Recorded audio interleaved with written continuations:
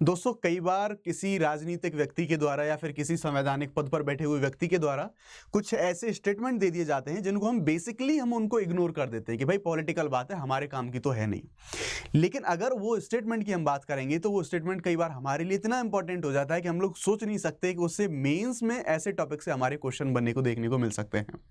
जी हाँ, नमस्कार, मेरा नाम है शुभम सिसोदिया और let's crack UPSC CSE Hindi पे आपका बहुत बहुत स्वागत है।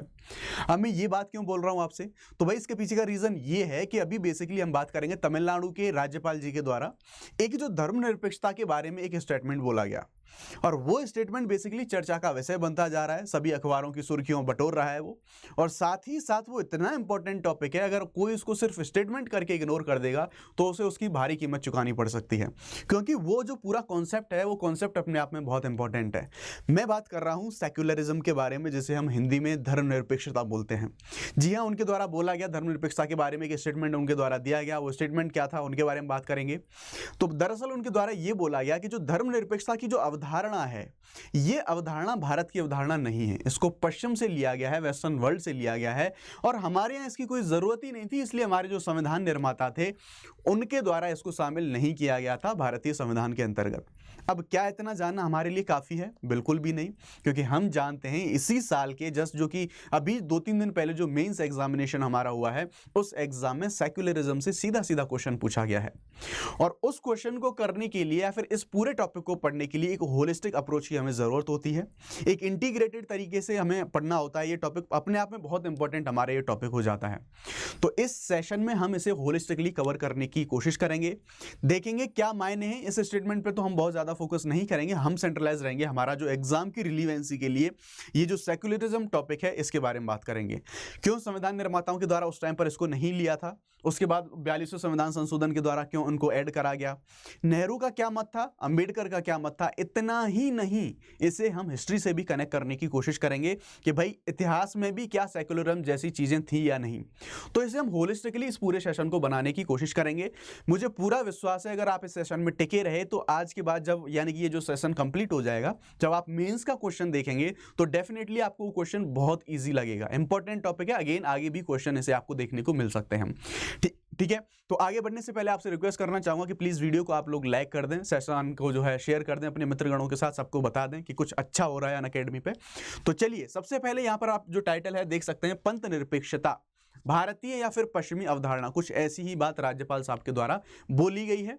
उससे पहले आगे बढ़ने से पहले हमें यह जान लेना चाहिए कि आप जितना वक्त इस सेशन में देने वाले हैं, इस सेशन में हम क्या क्या डिस्कस करेंगे जो कि आपके एग्जाम के लिए रिलीवेंट होगा। तो सबसे पहले हम ये देखेंगे कि भाई ये चर्चा में क्यों है, हमें क्यों इसको डिस्कस करना चाहिए, करंट का न्यूज क्यों बना हुआ है। उसके बाद हम इसके बेसिकली मीनिंग के बारे में बात करेंगे कि हमारा जो सेक्युलरिज्म है, जो धर्मनिरपेक्षता है, इसकी परिभाषा क्या है, क्या इसका मतलब होता है। उसके साथ साथ जो हमारा संवैधानिक दृष्टिकोण होगा कि हमारा संविधान क्या बोलता है इसके बारे में, उसको हम देखेंगे। उसके बाद पश्चिमी जो हमारा दुनिया है और भारतीय अवधारणा है, इनमें क्या मतलब, क्या अंतर है। यानी कि जो बात तमिलनाडु के राज्यपाल के द्वारा कही गई है उसको हम थोड़ा सा अपने एग्जाम के रिलीवेंस में देखेंगे कि वेस्टर्न वर्ल्ड का जो धर्मनिरपेक्षता है वो और जो भारत में जिस धर्मनिरपेक्षता को अपनाया जाता है, उन दोनों में क्या अंतर है।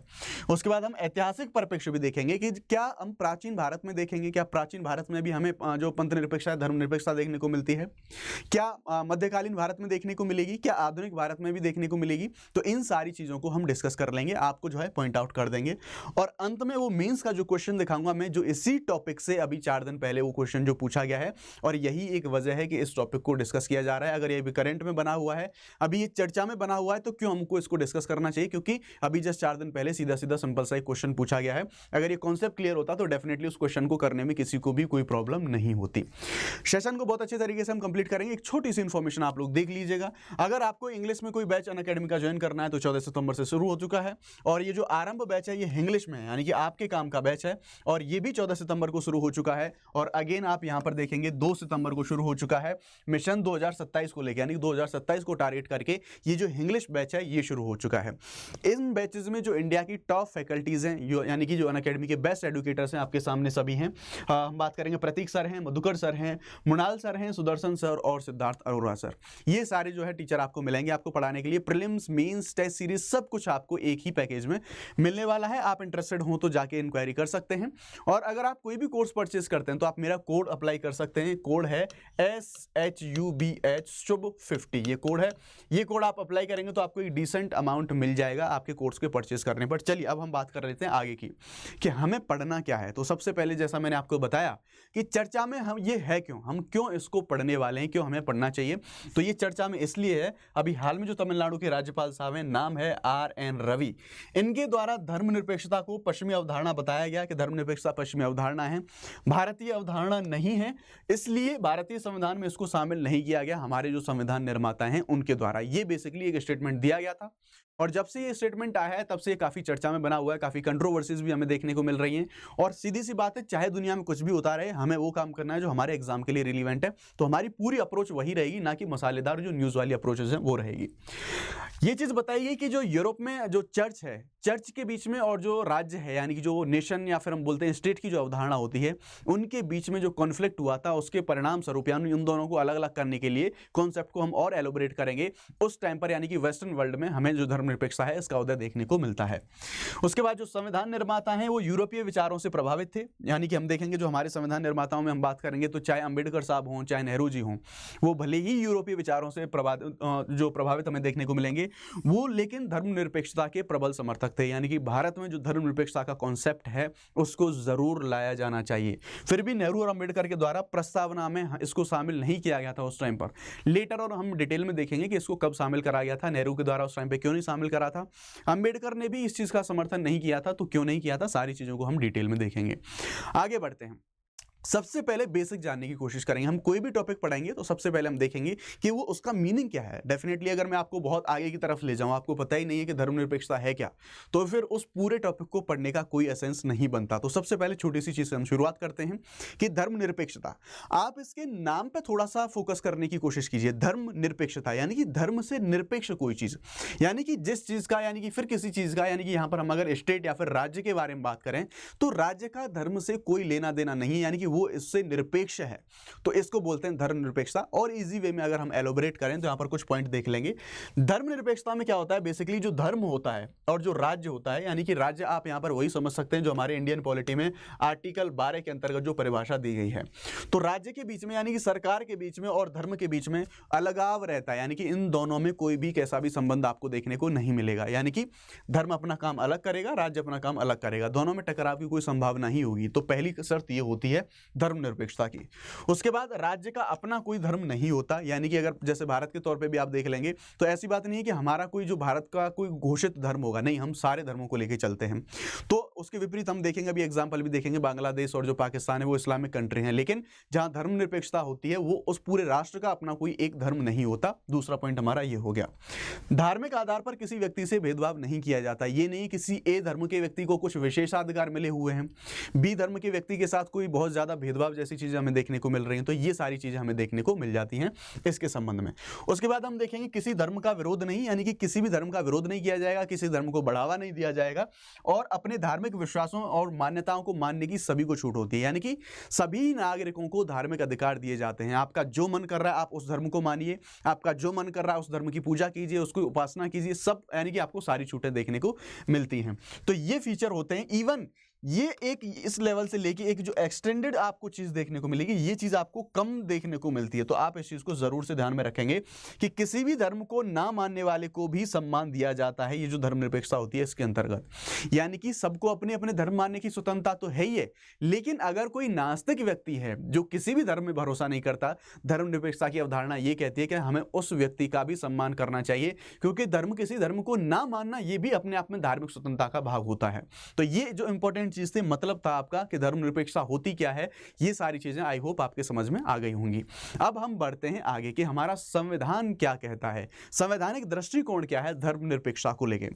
तो दरअसल हम देखें तो देखो, जब संविधान निर्माण होता है तो हमारे संविधान निर्माताओं के द्वारा, अब ये जो बात बोली जा रही है कि स्टार्टिंग में ये जो हमारे राज्यपाल साहब थे इनके द्वारा बोला गया ना कि धर्मनिरपेक्षता हमारी कॉन्सेप्ट है ही नहीं, इसलिए हम जो संविधान निर्माता थे उन्होंने शामिल नहीं किया। लेकिन दोस्तों ऐसी बात नहीं है। भारतीय संविधान में आपको ऐसे बहुत सारे प्रोविजन देखने को मिल जाएंगे जो इस चीज को साबित कर देंगे कि भारतीय संविधान, जब संविधान का निर्माण हुआ था तभी से हमारा भारत का संविधान धर्मनिरपेक्ष है। यानी कि वो सारी जो मूल भावनाएं हैं, वो सारी धर्मनिरपेक्षता के जो गुण होते हैं, वो सारे गुण हमें शुरुआत से ही हमारे संविधान के अंतर्गत देखने को मिल जाते हैं। अगर डायरेक्टली मैं आपसे बात करूं तो हम जानते हैं भारत के संविधान में हमारे जो भाग 3 है हमारे भारतीय संविधान का, भाग 3 में क्या है? भाग 3 में आपको फंडामेंटल राइट्स देखने को मिल जाते हैं। तो फंडामेंटल राइट्स में भी आप बात करेंगे आर्टिकल 25 से लेके आर्टिकल 28 तक आपको देखने को मिलता है, मूल अधिकारों की बात करी जाती है। 25 से 28 तक मूल अधिकारों की बात करी जाती है और इनमें अलग अलग विभिन्न प्रकार की जो धार्मिक स्वतंत्रताएं हैं उनकी बात की जाती है। उनको तो यानी कि इसका मतलब ये है कि जब संविधान हमारा लागू हुआ था तो उसी टाइम पर हमें सारी संविधान में जो है सारी स्वतंत्रताएं दे दी गई थी। इसका मतलब ये चीज साबित करती है कि ऐसी बात नहीं है कि हमने बाद में जो धर्मनिरपेक्षता शब्द को उसको इंक्लूड करा था तो शुरुआत से हमारे संविधान में कोई किसी प्रकार का धर्मनिरपेक्षता का कोई मामला था ही नहीं। ये चीज साबित करती है, यानी कि जो हमारे फंडामेंटल राइट के अंतर्गत आर्टिकल 25 से लेकर 28 तक जो धार्मिक स्वतंत्रताएं दी गई हैं, ये साबित करती हैं कि जब से भारतीय संविधान को अपनाया गया है तभी से भारतीय संविधान में जो धर्मनिरपेक्षता का मूल्य है, यानी कि जो मूल भावनाएं हैं, वो तभी से हमें उसमें निहित देखने को मिल जाती हैं। तो सारी वैल्यूज तो हमें स्टार्टिंग से देखने को मिल जाती हैं स्टार्टिंग में। लेकिन हम जानते हैं, बात करेंगे हम 1976 वाला टाइम पीरियड होता है और इंदिरा गांधी का शासन उस टाइम पे चल रहा होता है और यही वो टाइम है जिस टाइम पर इमरजेंसी यानी कि देश में आपातकाल लागू हो रहा होता है।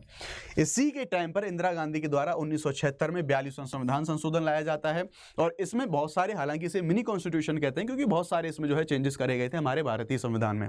लेकिन अगर पर्टिकुलरली अगर हम प्रस्तावना के बारे में बात करेंगे तो भारतीय संविधान की जो हमारी प्रस्तावना है उस प्रस्तावना के अंतर्गत डायरेक्टली सीधे तौर पर जो धर्मनिरपेक्षता या फिर पंथ निरपेक्षता है उसको ऐड कर दिया गया, उस शब्द को ऐड कर दिया गया।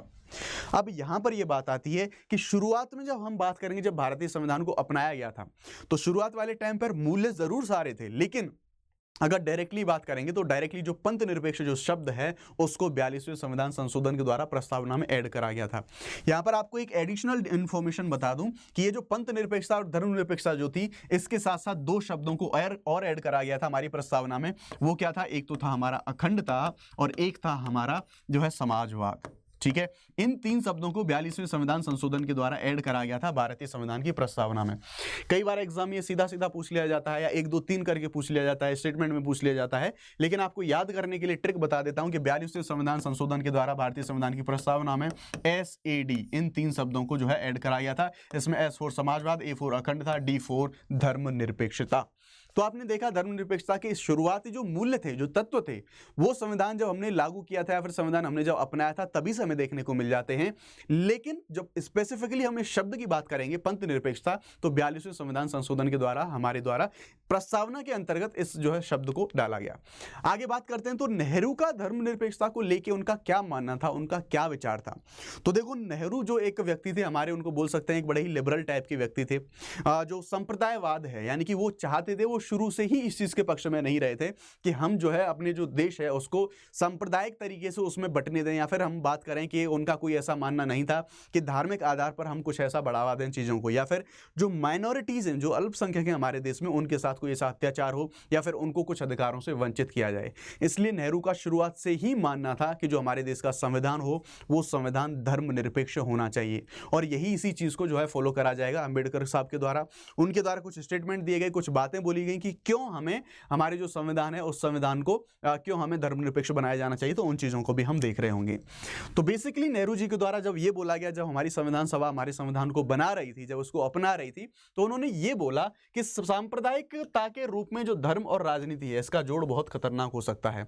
यानी कि अगर मान लीजिए हमने धर्मनिरपेक्ष नहीं बनाया संविधान को, और अगर हमारे समाज में, हमारे देश में अगर सांप्रदायिकता बढ़ती है, ये सांप्रदायिकता और जो राजनीति है अगर इसका गठबंधन हो गया, तो ये ऐसी बात नहीं सिर्फ अल्पसंख्यकों को इससे खतरा होगा, एक लंबे टाइम पे बहुसंख्यक और अल्पसंख्यक सारी आबादी यानी पूरे राष्ट्र के स्तर पर ये चीज एक बहुत बड़ा खतरा हमारे देश के लिए साबित हो सकती है। उसके साथ साथ उन्होंने ये चीज बोली, अभी जो मैंने आपको बताया कि बहुसंख्यक और अल्पसंख्यक दोनों के लिए खतरनाक साबित हो सकता है अगर संप्रदायवाद का उदय ज्यादा होता है तो। ठीक है, उसके बाद धर्मनिरपेक्षता को सशर्त माना, उनके द्वारा बोला गया कि बेसिकली ऐसी बात नहीं कि धर्मनिरपेक्षता में कुछ भी चलेगा, जो धर्मनिरपेक्षता को हम अपना रहे हैं ये शर्तों के साथ है। अब शर्तों के साथ होने का मतलब क्या क्या है? तो हम जानते हैं कि जो धार्मिक स्वतंत्रता है, अगर धर्मनिरपेक्षता की बात कर रहे हैं तो मैंने आपको फीचर बताया कि इसमें यानी कि हमें धार्मिक स्वतंत्रताएं मिलती हैं कि हम किसी भी धर्म को अपना सकते हैं, कुछ भी कोई भी धर्म के संबंध में पूजा उपासना कर सकते हैं, कुछ भी अभिव्यक्ति कर सकते हैं धार्मिक, वो हमें पूरी तरह से स्वतंत्रता मिली गई है। लेकिन इनका मानना था कि ये जो स्वतंत्रता है ये शर्तों के अधीन है। अब ये शर्तों के अधीन कैसे हैं? तो बेसिकली सार्वजनिक व्यवस्था, नैतिकता और नागरिक के कल्याणों के अधीन ये जो शर्त हैं, ये सारी चीजें हमारे अंदर आ जाएंगी। यानी कि जो धार्मिक स्वतंत्रता है वो इन तीनों पैरामीटरों के जो है अधीन हमें देखने को मिलेगी। जैसे एग्जांपल के तौर पर हम बात करते हैं, जब हम मूल अधिकार पढ़ते हैं तो हम जानते हैं कि जो मूल अधिकार हैं वो एब्सोल्यूट नहीं है, यानी कि ऐसी बात नहीं कि वो अनलिमिटेड है, वो असीमित है, नहीं।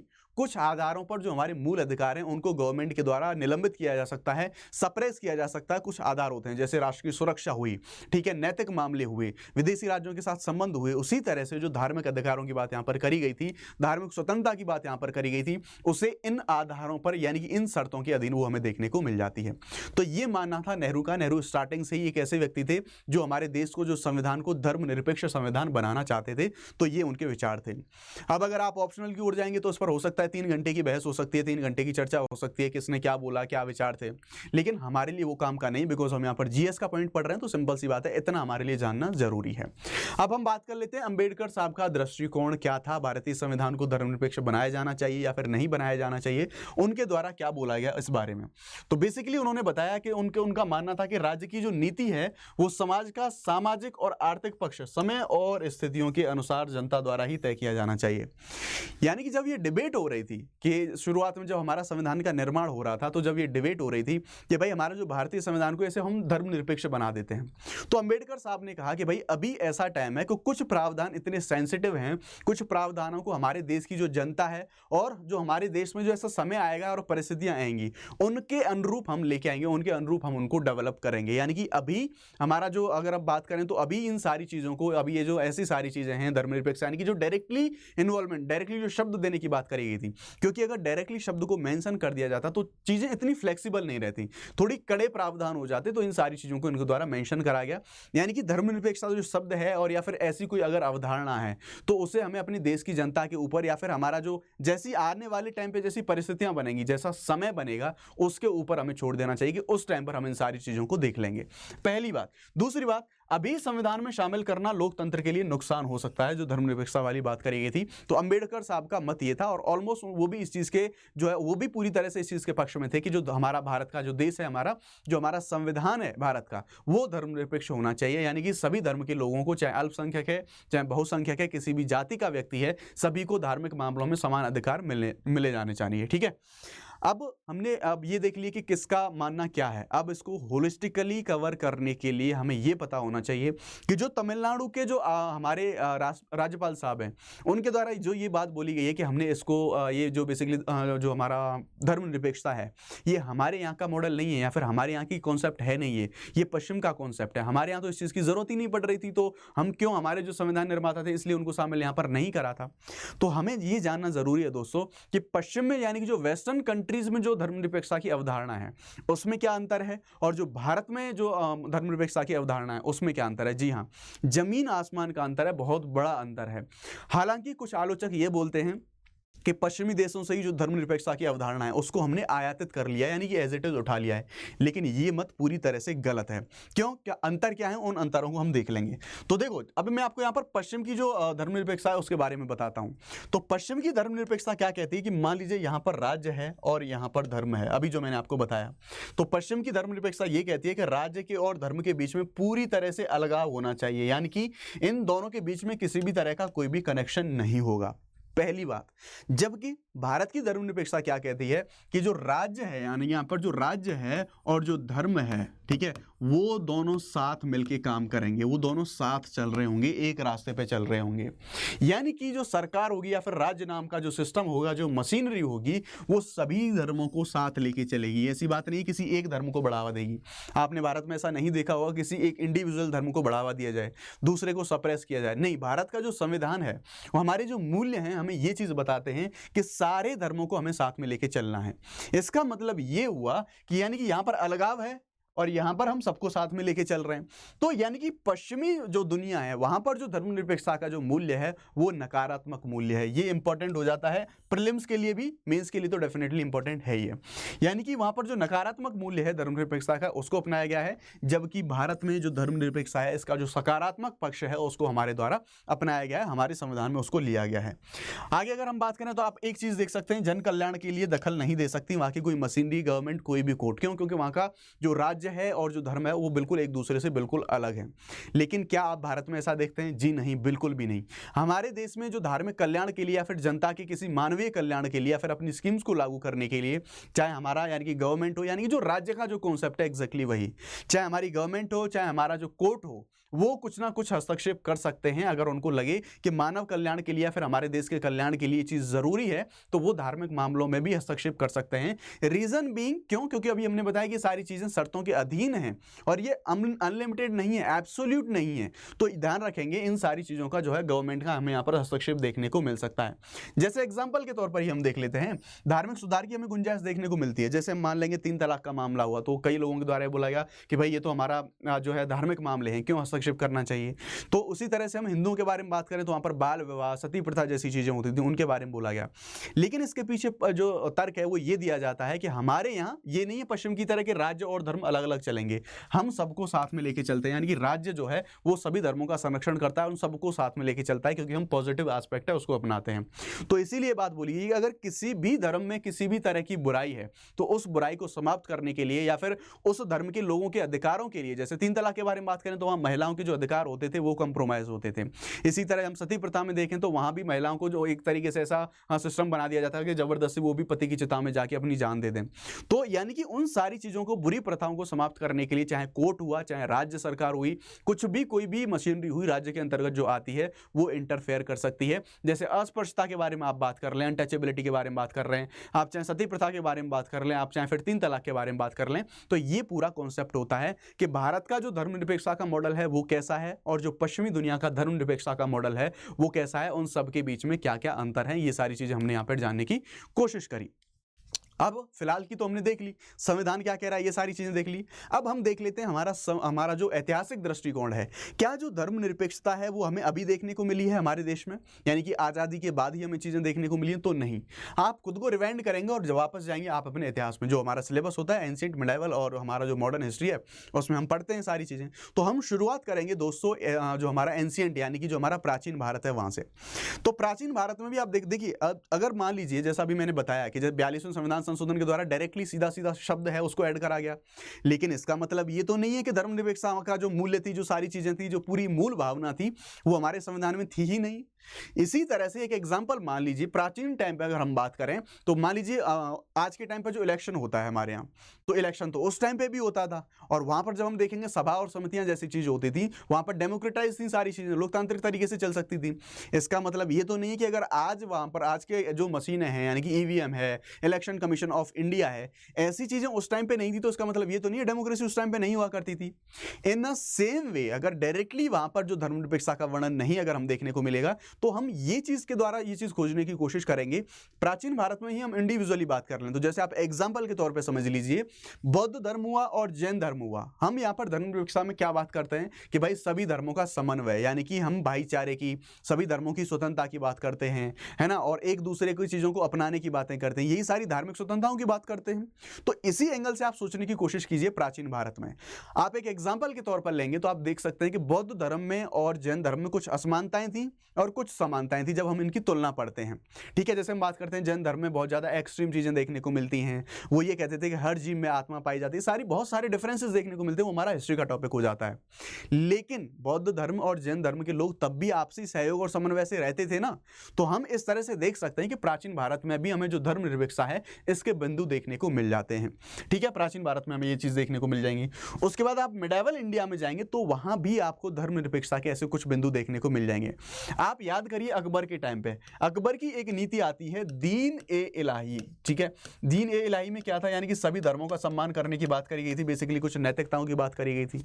और जहां सभी धर्मों के जो सम्मान की बात कर ली, सभी धर्मों को साथ लेके चलने की बात कर ली गई, डेफिनेटली आप कह सकते हैं कि भाई यहाँ पर हमारा जो धर्मनिरपेक्षता का मूल्य है ये हमें दिखाई देने को मिलता है। तो प्राचीन भारत में भी मिला आपको, ये मध्यकालीन भारत में भी मिला। अब चलते हैं हम आधुनिक भारत में। तो आधुनिक भारत में तो आप स्वतंत्रता संग्राम का एग्जाम्पल ले लीजिए, यानी कि जब हम देखते हैं भारत के आज़ादी के लिए जितने भी सारे लोग लड़ाई कर रहे थे, तो आपने देखा था कि हर धर्म के लोग उस चीज़ में इन्वॉल्व थे और सभी लोगों का अंतिम उद्देश्य, यानी कि पूरी मंजिल या फिर कह सकते हैं अंतिम उद्देश्य यही था कि हमें देश को अंग्रेजों से आज़ादी दिलानी है। आप हिंदू, मुस्लिम, सिख, ईसाई कितने सारे लोग देखेंगे कि सारे लोग मिलजुल के एक ही उद्देश्य के लिए लड़ रहे थे। तो यानी कि आप यहाँ भी कह सकते हैं कि यानी कि तीनों जगह, प्राचीन, मध्यकालीन और आधुनिक भारत में, तीनों जगह हमें जो धर्मनिरपेक्षता है इसके जो है हमें मूल्य देखने को मिल जाएंगे, ठीक है। यानी कि सभी को अपने अपने धर्मों को मानने के लिए, सभी को अपनी आज़ादी और सभी स्वतंत्रता, धार्मिक स्वतंत्रताएं जितनी होती हैं उन सब की आज़ादी मिली हुई थी। तीनों फेजेस में हमने ये सारी चीज़ जानने की कोशिश करी, तो हमने इसका जो ऐतिहासिक परिप्रेक्ष्य है वो भी देखने की कोशिश करी।